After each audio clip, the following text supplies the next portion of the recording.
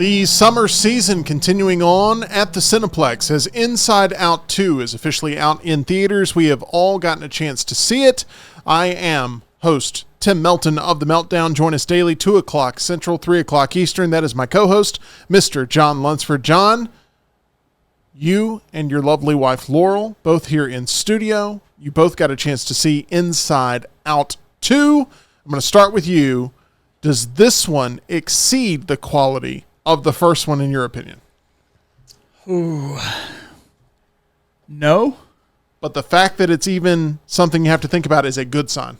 For both movies, I think. Yes, I would agree. Yes. I've said this about a lot of things. When things really hit for the first time, there's a lot of magic behind why it hit. And not to get into like a whole Disney magic thing necessarily, but there was a magic why Inside Out worked. It's very different from anything we'd ever had before.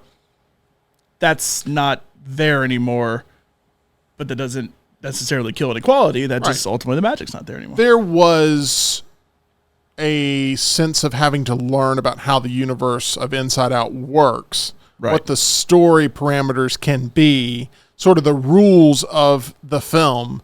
And once you learn all those and you watch Inside Out multiple times, you're very familiar with that. I thought they did a wonderful job, Laurel, of getting basically right into the action of Inside Out 2 while reminding you of those rules without having to go through the entire way everything works. Yeah, I thought that was really well done. And like John said, I think it's not quite as good as the first one, but I feel like it's still a really good movie.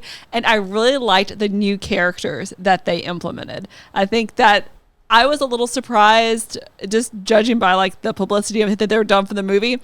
And this is spoiler, right? Yes, we are full on spoilers for Inside Out 2. I was a little surprised at how little sadness was in the movie because I feel like she was such a big part of the original one, and that we've seen so much marketing and promo with the character that's like been spilling the popcorn and everything. But really, Maya Hawke's character, who is Anxiety, which I don't know, I felt like I connected with anxiety. I think that's a bad thing, but I thought that was definitely a lot of people did. A standout character for sure that I thought was really good. I think the secret sauce of this movie is not only the staple of adults and kids being able to connect with it, but it is a movie that makes you look within while you're watching it. You're thinking about your own decision making. You're thinking about your own inner dialogue. You're thinking about how you approach life. You're thinking about whether or not you're a good person and a good friend and whether or not you like ice hockey. John, you like ice hockey. I do.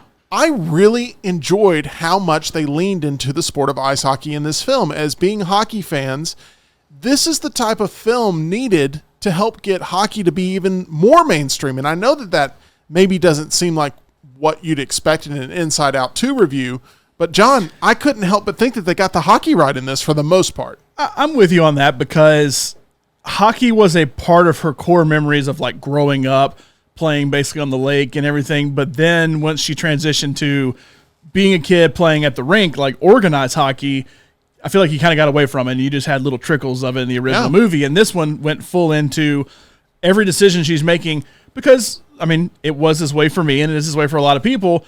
When you get to middle and high school, what ultimately shapes you is your extracurricular activities. And so for me, that was football. So that's a sport that helped shape the person that I was. And I ended up playing college football, and that shaped who I was to where hockey is her thing. It could be singing in the choir. It could be dance. It could be playing in the band. It could be playing a sport. It could be the math club. It could be whatever you want. So I'm glad they kind of leaned into that. I just am glad it was hockey and not just, she's a basketball player. Oh, she's a volleyball player. Some stereotypical thing that it did focus on this, and I thought they did get it right. And the scenes, I would have loved to have just watched the full hockey game at the end.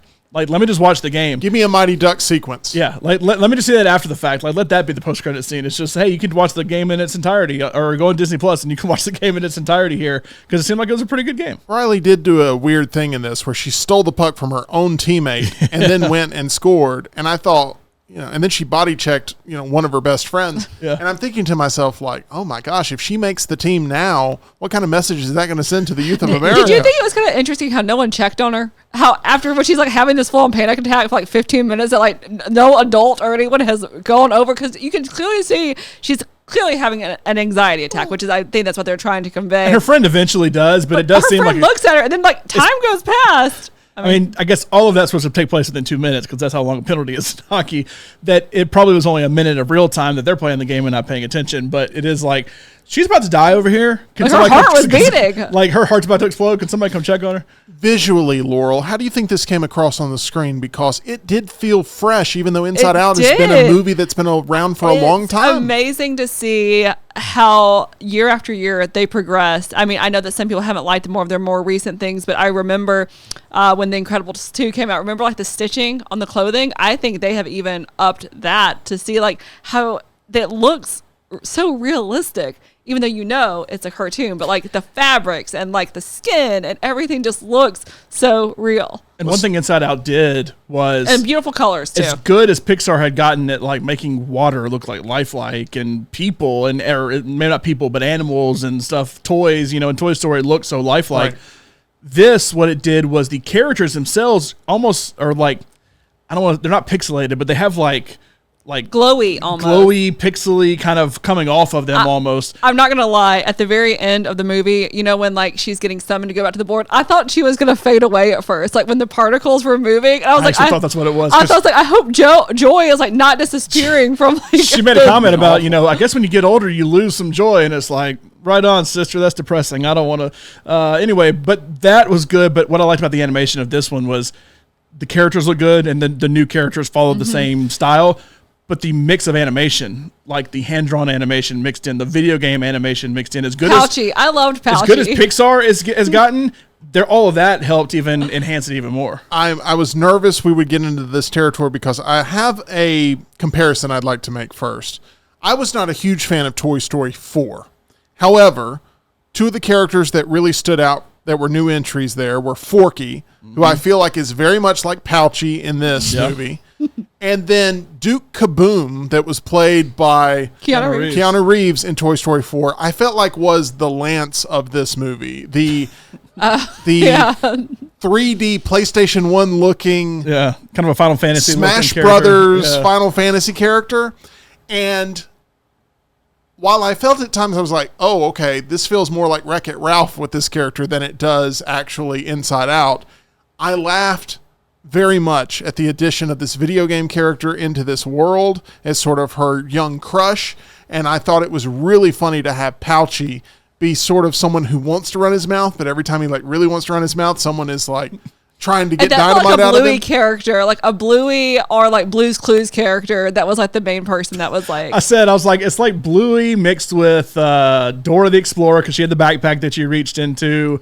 With like had a look of like Courage the Cowardly Dog. It's kind of like a purple dog. And what did I say? And he's like, it's like Blue's Clues. That's what because remember you had to. That's why when they would write like what could help you out, it was always three things. All those Nick Jr. shows did that. I think it was very much Dora because like the backpack, it was just a fanny pack instead. We're on the same frequency. Pouchy worked, but I thought Pouchy worked because of anger. Like Lewis Black screaming at Pouchy and just shoving his hand in, and now I'm gonna get what I want to out of here, and it's like gagging on him. It's stuff that like kids are like, oh haha, it's funny colors, and we're like, and Tyler's giving it a look right now. It's like Pouchy gagging on Lewis Black. That part was hilarious. But it's funny. It's like it's child, but like as an adult, you're dying laughing as well. There's a couple of recasts in this. Mindy Kaling is not in this movie. What is she doing to not be able to do this movie? And Bill Hader, honestly. And Bill Hader is not in this movie. And while they were missed, the voice of Forky, Tony Hale, did a wonderful job coming in here. I thought he did better. I honestly didn't even notice. I'm going to be honest. I didn't notice that it wasn't them doing it. I don't think a lot of people will. And that's what I'm saying. Going in, I was a little nervous about that. We look at that way more than other people do. I absolutely. I'm not saying it's a negative. I think it ended up working out, but I don't think you can recast Lewis Black and it have the same sort of 100% punch. I don't think sadness or joy. I think those three. Yeah, sadness or joy. I think those three have to stay. I agree, and they obviously made it right with the cast enough to bring back those returning characters. And if they do a third one of these, which you never know, Maya Hawke will be the same way. I don't think you can recast her. If this movie makes the money that I think it's going to make, I like the idea of this being a series that we continuously check in on Riley's life. Let me. So I said this to Laura multiple times when the movie ended. There's an adult Inside Out that's just made for adults that we'll never get because you got to appeal to everybody. But like, there's a really good hit you over the head with feelings, adult Inside Out that I would love to see of her in like college. Yeah. Where she's like exploring sexuality, she's exploring work, she's exploring. I'm gonna be honest. I'm just saying the stuff you go through. She's exploring her career. She's exploring her life outside of just, are you sad or are you happy? That's good now, but like there's way more complex emotions, even more so than we got in this one. That like there's a good, if you just did it on Disney Plus, adult Inside Out that I feel like could be really good that you're not going to make because you're not going to make a kids movie with stuff like that. I'm going to bring it up because it has been talked about very frequently when the trailer was first released. Did you get an opinion about her sexuality on Riley's? No. I feel like they kind of sort of started and stopped before we're not really going down that path and kind of stopped. Yeah. I think this is dangerous territory for Disney to mess around with. Yeah. I will be curious what like the secret is because I thought that would maybe be in. So we actually missed a post-credit scene. Oh. There was a post-credit scene. Did you miss it too? I did too, yeah. We missed a post-credit scene. I would just pull up the Wikipedia page. We all missed the post-credit scene. Tell me what it is. What is it? I'm just going to read it. I'm just going to read it straight from Wikipedia. In the post-credit scene, Joy lets Deep Dark Secret out of the vault and asks him what his secret is. He admits that he was the one who made Riley burn a hole in the rug, but she thought it was the time he made her pee in the pool. This causes Deep Dark Secret to get embarrassed and lock himself in the vault again. Okay. Oh. Okay. So I think it's more of like a little gag at the end, more so than like the Deep Dark Secret is like something that would be unlocked in Adult Inside Out or something like that, which, you know, by them not acknowledging it in the show or in the movie, I thought that was what it was going to be of like, oh, that's going to be some adult thing. You can just let your imagination run wild. Yeah, that's what I thought it was too. I just feel like we have so much adult content already that there's no need to advance this to that level. You know, I think there's times where you can check in on her life and stuff like that. I think there's a way to do this. But I'm not sure how much further they can go with real world issues without with it the character being of Riley, like not for children. Without it being legitimately not for children. There's a story out there that will never get made that would work for adults. Like it's made for adults. It's not made for children. Right. But this movie that you could do, but you're not going to do because it's Pixar. You make kids movies. This movie clearly made for families, and it works well as that vehicle. My theater was completely sold out. And Laurel, you said something during our live show which really stood out to me, and talking about how there's a multi-generation of specifically females. I had females and males, and I had a very diverse group of people I was watching the movie with, but all the different age groups that have absorbed this movie in different ways, Inside Out 1, and are now going to see Inside Out 2, and it does feel a little bit like an event for them. Yes, and there were so many people, and I've seen people say it online, heard people, there was a group in front of us that were talking about it too, and it's like, I felt like I grew up with this movie, like when I saw it, you know, however many years ago it came out. 9 years ago, I think. That's a pretty significant time jump, especially if you were a child and you saw it when you were 9 years old. I mean, you'll now be 18 years old when you're watching it. So I think that it's kind of like they waited to make that movie so you can kind of see yourself in that character, which I think is something that's really, really cool. And I do think I watched the first one, so I was mid to late 20s when the first one came out. I watched it not from the adult standpoint that a lot of adults watched it from. I did watch it from the kid standpoint of like, what choices did I make when I was a child? I can remember when I was that age. You know, that's where I really started like remembering everything that happened. That like, did I make the right choices? Did I make the right decisions? What did the little people in my head say when I was, you know, that age? And now that I'm in my 30s and I am more, I mean, not that we're parents, but we were of that age and we can see that happen with you and with other people that we work with and everything. That like, I'm approaching it now from, okay, well, when I reached the stage where anxiety came in, how did I approach that? When it came into envy, how did I handle that?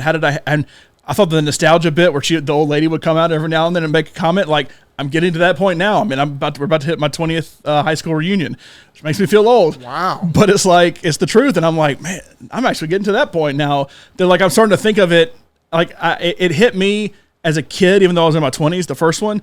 This one now hits me as an adult, and I think there's kids who grew up to teenagers who are watching this, parents who grew up to just parents of teenagers at that point.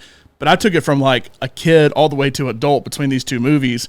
That's why I'm so interested as an adult now to look at it further. See, and this is why I'm very interested with the next Toy Story to see what they do with Andy. Yeah. And that's going to be sort of the blueprint for, I think, how they could handle Riley in the future. So it's going to be interesting. Toy Story 3 was tough enough to get through with Andy.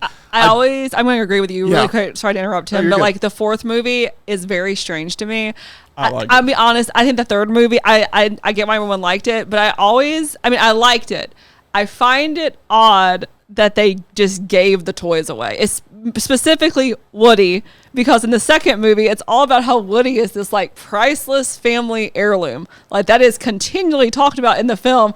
I just don't know if he would just give it up. This is turning into a different review here, but really quickly, you use giving it away. I use sharing.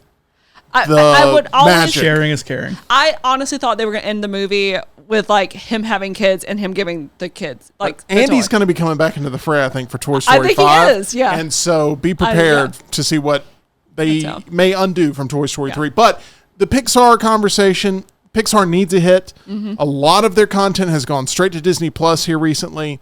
And this is a movie I think that's going to deliver at the box office. It's delivering, I think, in word of mouth. It is a movie we all recommend. Out of 5, Laurel, how many stars would you give Inside Out 2? 4 out of 5. I'm also at a 4 out of 5. I too am at a 4 out of 5. So we are unanimous there. 4 out of 5. And this is a movie that the Meltdown crew does highly recommend. There's only been a select few of those here in 2024 where we've all been on the same page. I think this is the only film the three of us are all on board with. That is correct. Because Laura wasn't big on Challengers. Huge on Challengers. I said it was fine. Right, right. But you weren't like screaming, "This is the best movie of the year," like we were. We were. So I think this is the first one. I wasn't as high on Dune Part 2. Obviously, Furiosa is not going to be part of that conversation for us, Laurel. But the theaters need a hit. Disney needs a hit. This is it. In my opinion, this is going to be a hit. We'll be tracking those box office numbers for you on the Meltdown live daily, 2 o'clock Central, 3 o'clock Eastern. It's all brought to you by our title sponsor. That's MyBookie. MyBookie.ag. Hey, could this compete for Best Animated Film? I don't think it will win. I have another choice for that, but when it does come up to it, you can bet on that at MyBookie.ag. Promo code next round. Get a first deposit bonus on us. Play the sportsbook. Play the live casino with real dealers. I love playing blackjack there. Real cards, real dealers. MyBookie.ag. Promo code next round. That's what you need to know about Inside Out 2. We all recommend it. Did you see the movie? Do you like it? Let us know in the comments section below, as we'd love to hear from you right here on Meltdown 24/7.